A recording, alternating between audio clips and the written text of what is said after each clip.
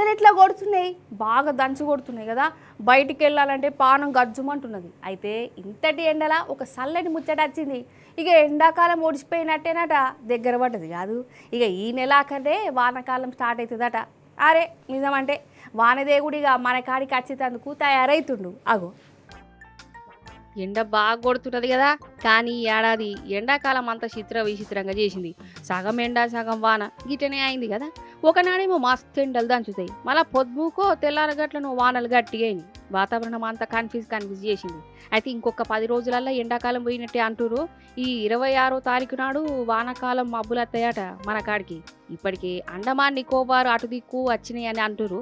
ఇక 26వ తారీఖు నాడు కేరళ రాష్ట్రాన్ని దాకుతాయి. కేరళను దాకుడుతోనే ఇక మనకెళ్ళి వస్తాయి. అంటే మే నెలాఖరు నాడే మనకు తొలిసూరు వానలు పడతాయి అన్నట్టు. అంటే ముందస్తుగానే వానాకాలం వస్తుంది అన్నట్టు. నిజంగా ఇదైతే చల్లటి వార్తని ఊరి రైతులకు దిల్కు చేసే ముచ్చట్నే.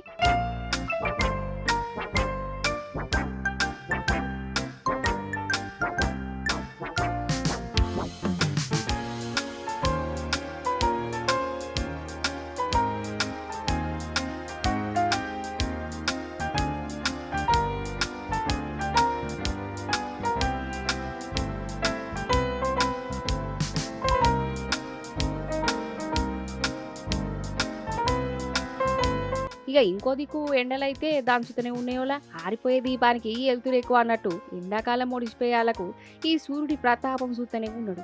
మనకెళ్ళి 43, 44 కూడా దాటింది. కొన్ని ఊర్లలోనైతే 45కి వచ్చిందట ఎండ. బయట అడుగు పెడదామంటేనే సురుకుమంటున్నది. ఇక ఇంకొక 10 రోజులు ఓపిక పడితే ఇక వానాకాలం ముచ్చట్లు చెప్పుకుని ఉంటదని అంటున్నారు వాతావరణ శాఖ పూలు.